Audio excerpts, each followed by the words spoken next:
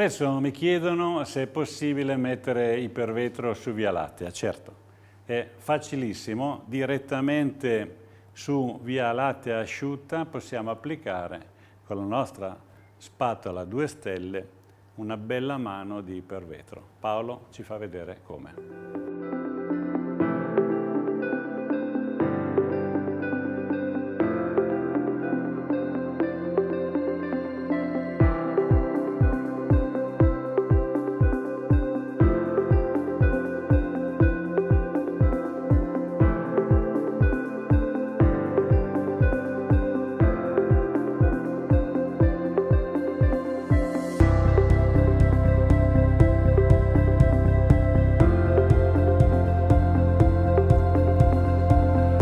Ottimo lavoro.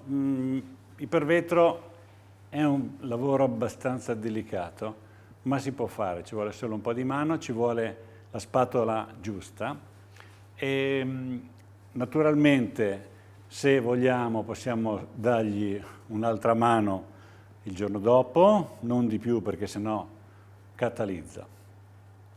Possiamo carteggiare con una carta da 3,40.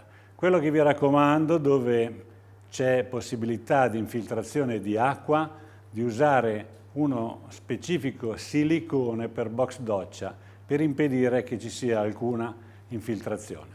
Grazie e buon lavoro.